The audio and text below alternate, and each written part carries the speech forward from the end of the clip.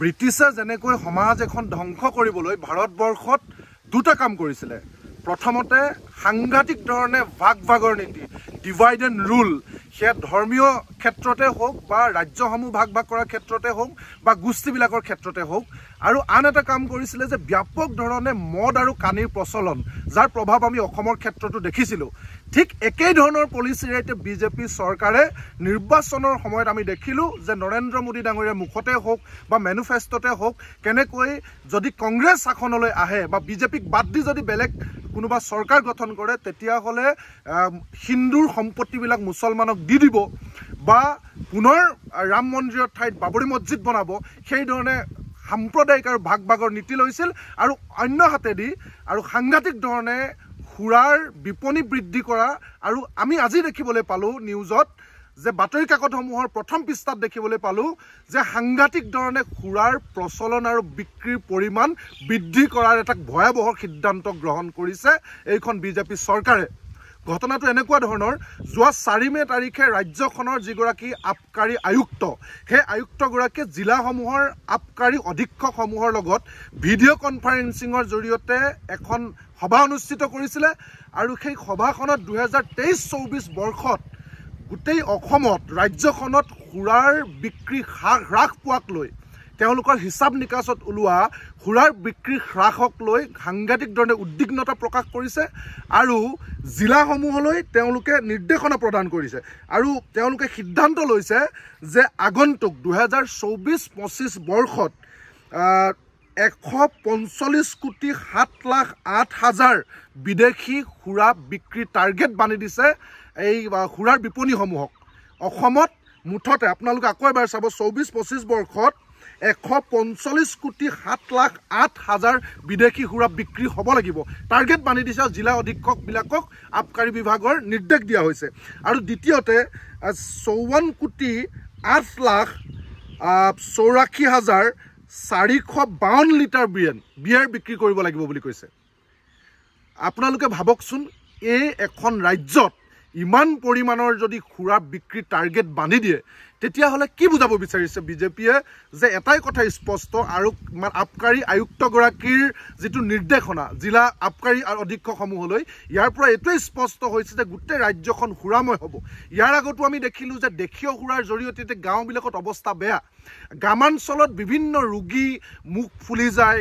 মানে পেটত সাংঘাতিক ধৰণৰ বেমাৰ আৰু মানুহজন ৰঙা হৈ যায় আজি প্ৰতিখন গাঁৱত যাওক তাৰ প্ৰভাৱ যদি ডাক্তৰবিলাকক যদি ভালকৈ সোধে তেতিয়াহ'লে গম পাব যে দেশীয় সুৰা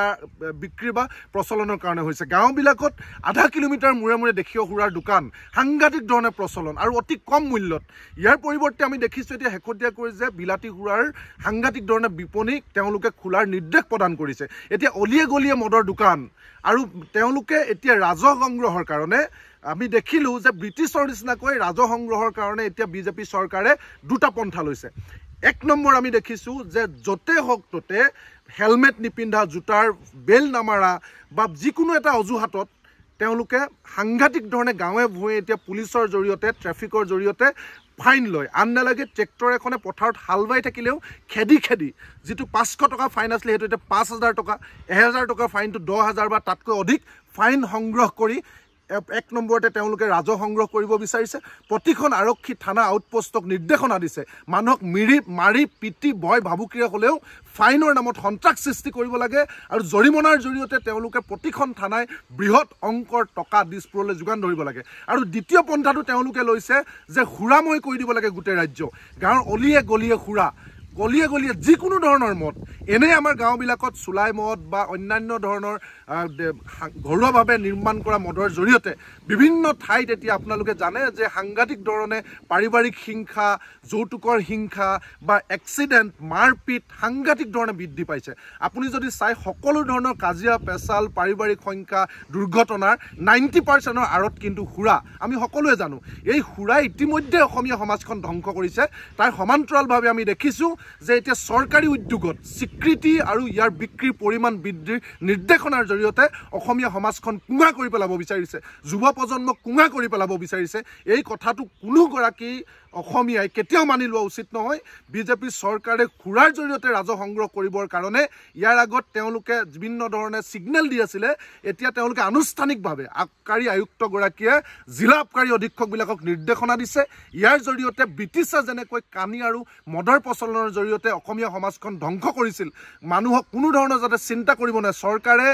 ব্ৰিটিছে যেনেকুৱা ধৰণৰ দাদাগিৰি কৰিলেও, মাটি কৰ বৃদ্ধি কৰিলেও বা আমাৰ ওপৰত যিকোনো ধৰণৰ কলা আইন আনিলেও আমি যাতে সেইবিলাকত চিন্তা কৰিব নোৱাৰোঁ, সেই চিন্তা যাতে আমাৰ মনলৈ নাহে, আমি যাতে মদ আৰু কানি খাই যাতে পৰি থাকিব পাৰোঁ, সেইধৰণে ব্ৰিটিছে যেনেকৈ পলিচি লৈছিলে, এই ধৰণে আটাইবিলাক দুৰ্ঘটনাৰ আঁৰত সুৰা বুলি জনাৰ পিছতো বিজেপি চৰকাৰে কিন্তু একমাত্ৰ আমাৰ মগজুটো কিনি ল'বৰ কাৰণে আমাৰ বিৰুদ্ধে লোৱা সিদ্ধান্তবিলাকত যাতে অসমীয়া নতুন প্ৰজন্মই, অসমীয়া জাতীয়তাবাদী সমাজখনে কোনো কাৰণত যাতে এই কথা বতৰাবিলাক অনুধাৱন কৰিব নোৱাৰে, তাৰ কাৰণে গলিয়ে গলিয়ে মদৰ দোকানৰ অনুমতি দিয়াতে ক্ষান্ত নাথাকি এতিয়া কঠোৰ নিৰ্দেশনা দিছে প্ৰতিখন